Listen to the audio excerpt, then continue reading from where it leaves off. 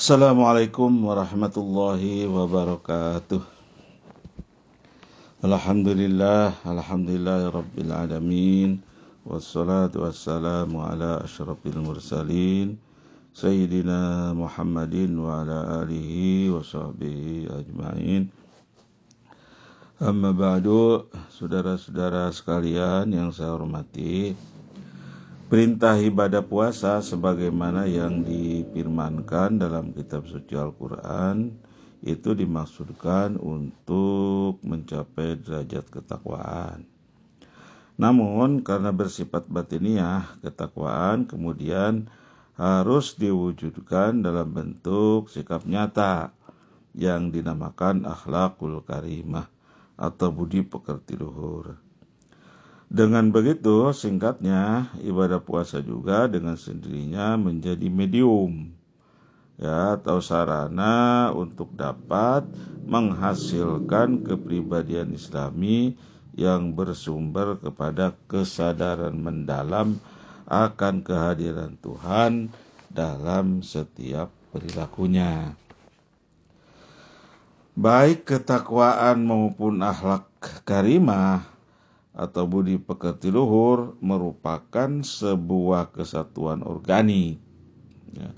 Baik ketakwaan maupun akhlakul karimah itu merupakan sebuah kesatuan organik. Dan itu ditegaskan dalam sebuah hadis Nabi Shallallahu Alaihi Wasallam bahwa yang dapat memasukkan orang ke surga adalah takwa dan akhlakul karimah atau budi pekerti yang luhur. Sebagaimana dalam sebuah sabdanya yang berbunyi, aksaru ma yudkhilun nasa al jannata taqwallah wa husnul khuluq. Yang banyak menjadikan orang masuk surga adalah takwa dan budi pekertinya. Muara ibadah puasa pada tahap pertama hanyalah sebagai ritual bersifat personal atau pribadi. Sebagaimana dinyatakan dalam hadis qudsi yang sangat populer menegaskan, setiap pekerjaan anak Adam adalah untuk dirinya, kecuali puasa. Ia adalah milikku dan aku, Allah Subhanahu wa Ta'ala, yang akan membalasnya. Saudara-saudara sekalian, namun ritual pribadi tersebut harus diakhiri dengan dimensi ikutannya, yakni dimensi dimensi ikutannya seorang namun ritual pribadi tersebut harus diakhiri dengan dimensi ikutannya, yakni dimensi kemanusiaan, seperti mengeluarkan zakat fitrah, meninggalkan perkataan kotor, dengki, dan sifat-sifat tidak terpuji lainnya. Seperti yang disabdakan Kangjeng Nabi dalam sebuah hadis yang sering dikutip oleh para ulama, oleh para mubalik kita, yang bunyinya, malam yada qaula zur wal amala bihi falaisa lillahi hajatun bi ayada at'amahu wa syarabahu. Barang siapa tidak dapat meninggalkan perkataan kotor dan mengerjakannya, maka tidak ada artinya bagi dia meninggalkan makan dan minumnya, artinya puasanya. Barang siapa yang tidak dapat meninggalkan perkataan kotor dan justru ia mengerjakannya, itu maksudnya maka puasanya itu tidak ada artinya. Adapun kepribadian orang yang beriman antara lain sebagaimana digambarkan dalam Al-Quran adalah sebuah kepribadian yang rendah hati atau tawadhu'. Dan seperti firman Allah dalam surat Al-Furqan ayat 25, wa ibadur rahmanil ladzina yamshuna 'alal ardi hauna wa idza khatabahumul jahiluna qalu salama. Dan hamba-hamba Tuhan yang Maha Penyayang itu ialah orang-orang yang berjalan di atas bumi dengan rendah hati. Dan apabila orang yang jahil menyapa mereka, mereka mengucapkan kata-kata yang baik, bukan justru membalasnya dengan kata-kata yang kotor. Sikap rendah hati di sini tentunya harusnya dibedakan dengan rendah diri. Jadi rendah hati tawadu itu harus dibedakan dengan rendah diri. Rendah diri itu jelas-jelas dilarang oleh Al-Quran. Kalau rendah hati atau namanya tawadu diperintahkan, sedangkan rendah diri ini dilarang oleh Al-Quran. Sebagaimana dinyatakan oleh Allah dalam surat Ali Imran ayat 139. Wala tahinu wala tahzanu wa antumul a'laun in kuntum mu'minin. Janganlah kamu bersikap lemah dan janganlah pula kamu bersedih hati. Padahal kamulah orang-orang yang paling tinggi derajatnya jika memang kamu orang-orang yang beriman. Wala tahinu itu artinya jangan bersikap lemah, itu artinya jangan rendah diri. Jangan rendah diri. Sikap rendah hati secara otomatis akan lahir sebagai sebuah efek atau akibat positif ajaran tauhid atau pengesahan Tuhan. Yang dimensi konsekuensinya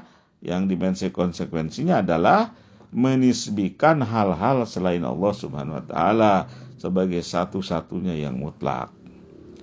Dengan demikian, sikap mentauhidkan Allah sebagai satu-satunya zat yang harus disembah akan melahirkan sikap yang dalam Al-Quran disebut baro'ah atau merdeka atau bebas. Pribadi muslim tidak akan pernah tunduk, menyerah atau bahkan merendahkan diri kepada hal-hal selain Allah Subhanahu wa taala, apalagi kepada hal-hal yang bersifat material atau bersifat kebendaan. Seperti diketahui di tengah tatanan kebudayaan global sekarang ini, paham materialisme yaitu paham segala sesuatu dinilai dengan ukuran materi ya. Paham materialisme ialah paham yang menyatakan segala sesuatu itu dinilai dengan ukuran materi, telah merasuki setiap segi kehidupan kita, dan bahkan sikap-sikap penghambaan kepada benda telah menggejala di tengah-tengah kita ini. Perlu diingat kembali, dalam konsep Islam, harta benda atau materi hanyalah merupakan medium atau alat dan bernilai relatif. Oleh karena itu, barang siapa mempertuhankan benda, dengan sendirinya ia akan menjadi budak atau hamba benda yang dalam Islam diistilahkan dengan sikap at-takatsur, semangat menimbun harta dan melalaikan Tuhannya. Inilah sifat yang dikutuk oleh Al-Quran. Seperti yang difirmankan Allah dalam surat At-Takatsur ayat 1. Alhaakumut takatsur, bermegah-megahan telah melalaikan kamu. Menyembah yang diambil dari kata benda hamba, ya menyembah itu kan, menyembah itu diambil dari kata benda hamba atau abdan, berarti menyerahkan diri sebagai abdi, menyerahkan diri sebagai abdi. Menyembah itu artinya kan ibadah ya, dalam bahasa Arabnya ibadah. Menyembah bahasa Indonesianya, bahasa Arabnya ibadah. Kata ibadah itu atau kata menyembah itu diambil dari kata benda hamba, abdun. Ibadah, abdun. Berarti menyerahkan diri sebagai abdi, sebagai hamba atau budak, yang merupakan konsekuensi logis sikap berislam, atau yang arti generiknya tunduk, patuh, menyerah, pasrah. Gitu. Sikap berislam itu sesungguhnya hanya untuk ditunjukkan kepada Allah Subhanahu wa taala semata. Sementara itu, manusia sesuai dengan kapasitasnya sebagai khalifah atau wakil Tuhan ya, di bumi ini untuk menjalankan misi ketuhanan.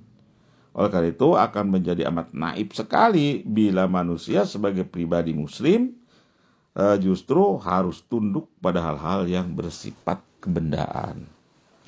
Sikap tunduk dan pasrah yang hanya ditujukan kepada Allah Subhanahu wa taala semata juga merupakan sebuah sikap positif yang pada gilirannya dapat melahirkan sikap bertanggung jawab.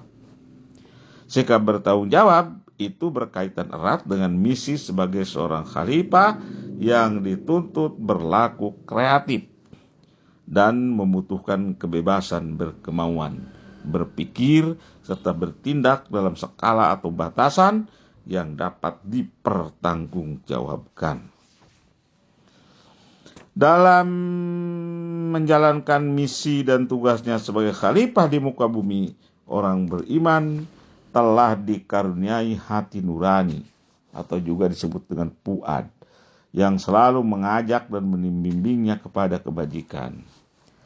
Hati nurani inilah yang sebenarnya merupakan modal primordial dan akan terus menjadi sumber lahirnya kesadaran akan kehadiran Tuhan dalam setiap perilakunya, yaitu sikap takwa. Adapun yang menjadi penghalang lahirnya kesadaran tersebut adalah dorongan hawa nafsu atau kepentingan diri yang akan membawa dan menjerumuskan ke kejatuhan spiritual dan moral. Hawa nafsu selalu mengajak ke kejahatan. Sebaiknya nyatakan di dalam Al-Quran, inna nafsa la'ammaratum bisu. Sesungguhnya nafsu itu telah menyuruh kepada kejahatan. Surat Yusuf ayat 53. Dan pada tempat lain juga disebutkan, ara'aita man ittakhadha ilahahu hawa.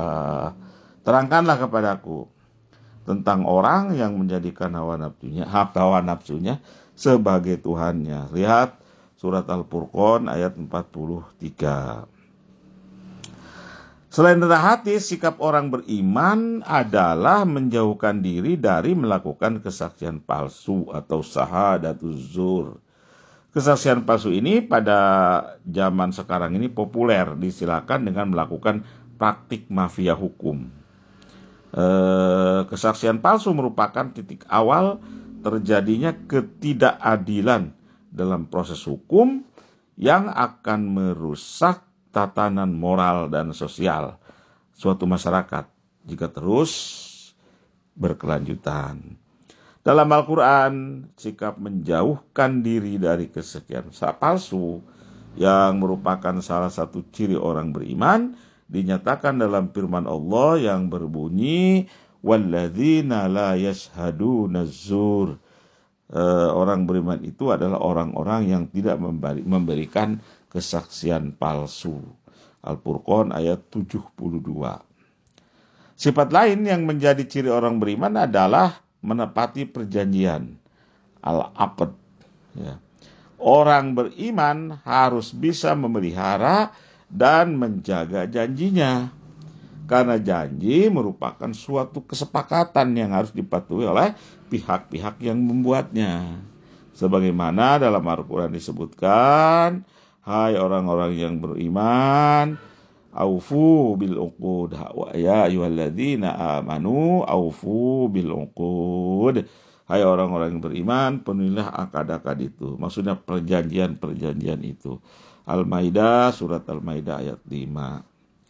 Dari ibadah puasa yang dimaksudkan sebagai sarana untuk dapat meningkatkan kesadaran akan ketuhanan yang bermuara pada akhlak karimah sebagai perwujudan dimensi kemanusiaan, dapat ditarik kesimpulan bahwa iman yang bersifat personal tidak akan memiliki arti atau nilai apabila tidak diiringi oleh amal soleh atau amal sosial.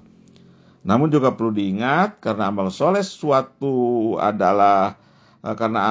itu adalah sesuatu yang sudah menyangkut hubungan sosial pula, iman tidak akan bermakna kalau saja tidak dibarengi oleh munculnya sebuah mekanisme sosial.